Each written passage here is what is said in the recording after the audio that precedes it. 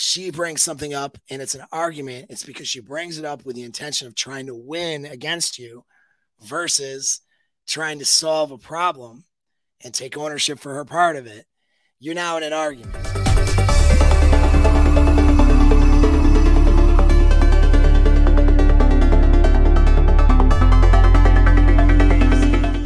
Now, what about she brings it up? She has a problem, so she brings up a problem because that happens probably more often. And she may bring it up inappropriately too, right? So let's talk about that. But first, to understand that, you have to understand that there are what's called 4 phases of an argument. Now, there's conflict where there's a friction point. You don't have an agreement and an understanding of each other's point of view or a plan to go forward yet. And so there's friction and there's tension. And you have a conversation and communication.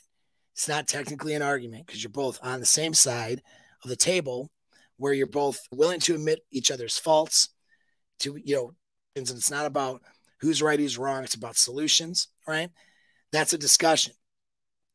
When it graduates to an argument, which means now you're trying to win against the other person, she brings something up and it's an argument, it's because she brings it up with the intention of trying to win against you versus trying to solve a problem and take ownership for her part of it.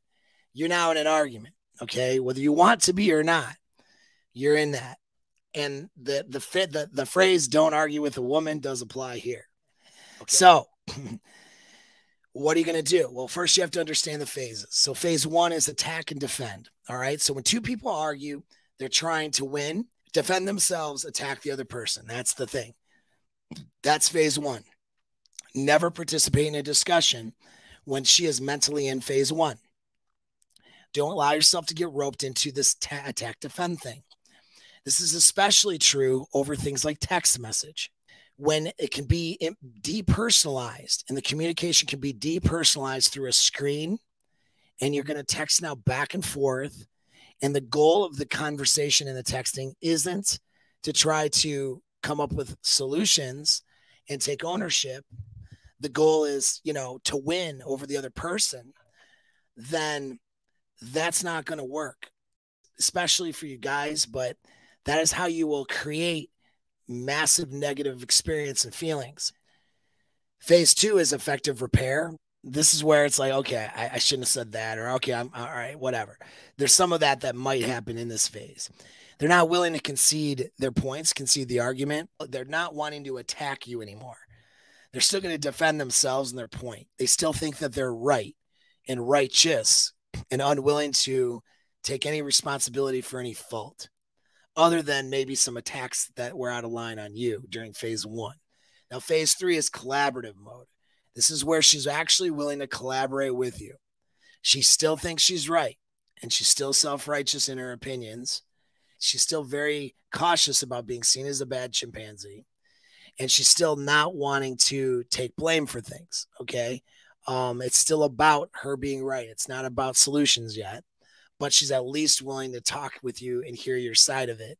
She's at least willing to collaborate. And then phase 4 is admittance. This is where each individual can admit the personal responsibility that they have in the situation and in the fault and the wrong, and they can become solution focused, right, to solve a problem.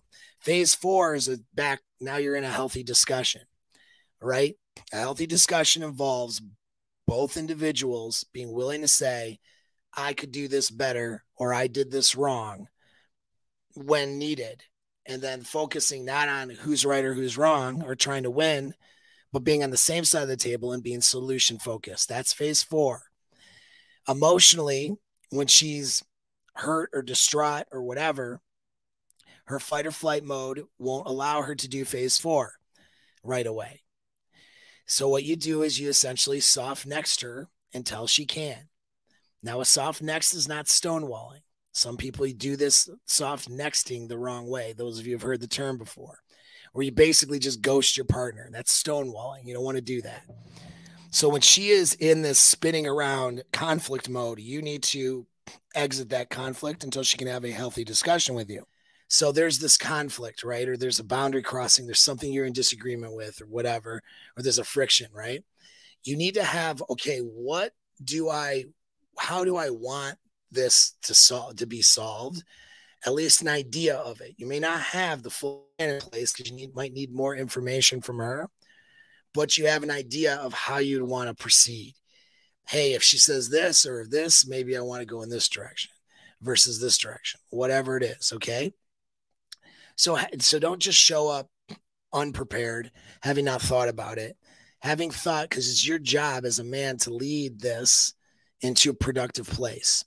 And so don't show up with no plan and no idea how to do that. Okay. That's you not doing the job as a man. All right. And with the woman, don't show up with your idea and your plan as the only answer to the problem. All right. This is a collaborative effort. And that's you two with the guy, right? You have to be flexible. And that's the most important thing with that. And so you're also approaching this discussion with gratitude for your partner.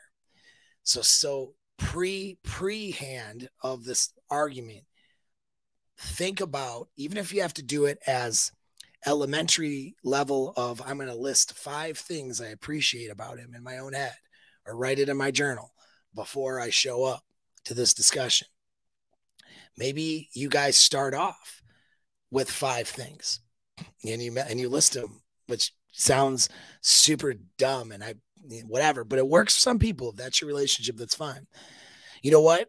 A good way to start one of these things is to embrace each other, make out, even have sex before. I know it sounds crazy, but think about it. If you guys have physical closeness with each other for at least, let's say, a 5-minute period before now having a difficult discussion, how much easier is it to have gratitude and a level of forgiveness for your partner? You know what I mean? And so if the sex is on point, I'll actually bang my partner. Let's have sex first, let's bang it out. Get rid of a bunch of negative tension and then have the discussion. It's a technique. Now, sometimes, she's not able to have sex like in that, because that's a whole frame thing, because her mood and her negative bias makes it hard for her to let go and have a sexual experience. That's a thing that you work on in a frame situation, right? Where sex becomes a solution to a bunch of problems.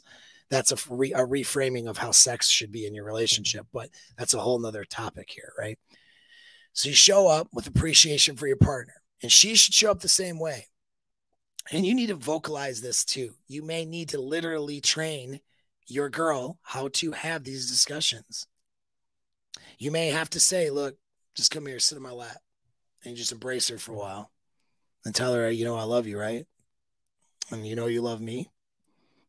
Even though you're mad at me, you still love me. All right, let's talk now, right? You might need to do that for a few minutes. A lot of problems solved that way, guys, really. All right. So when your mental framework entering the discussion makes all the difference in the world. Okay.